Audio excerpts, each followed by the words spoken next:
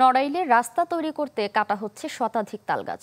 এলাকাবাসীর উদ্যোগে কাটা হয় গাছগুলো, আর নিজেদের মালিকানায় না থাকার অজুহাতে ঘটনাটি এড়িয়ে যায় বন বিভাগ।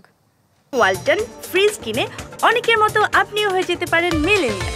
সেরা পণ্যের সেরা অফার।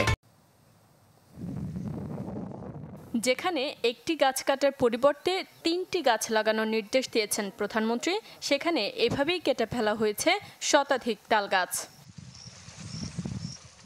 নড়াইলের লোহাগড়া উপজেলার কুমরি গ্রাম।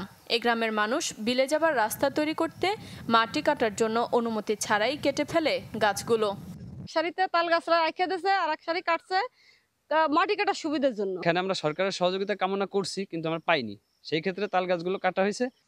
বজ্রপাত সহ পরিবেশের ভারসাম্য রক্ষায় ঢাল হয়ে থাকতো এসব তালগাছ কেটে ফেলায় এখন চরম ঝুঁকিতে পড়বে এখানকার পরিবেশ, এমন আশঙ্কা পরিবেশবিদদের। এখানে এই তালগাছ নিধন করা বা উপড়ে ফেলানো এটা খুবই পরিবেশের জন্য একটি হুমকির সম্মুখীন আমার কাছে মনে হয়েছে। তালগাছ আমাদের দেশের জন্য খুবই দরকার, বিশেষ করে বজ্রপাতের থেকে রক্ষা করতে।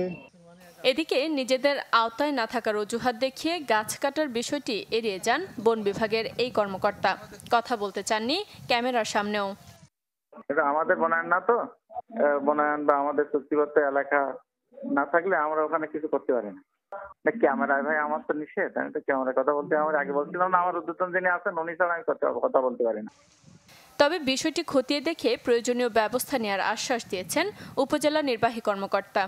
এটার বিরুদ্ধে ব্যবস্থা নেওয়ার জন্য ইতিমধ্যে আমাদের যে ইউনিয়ন ভূমি সহকারী কর্মকর্তা আছে তাকে দায়িত্ব দিয়েছি।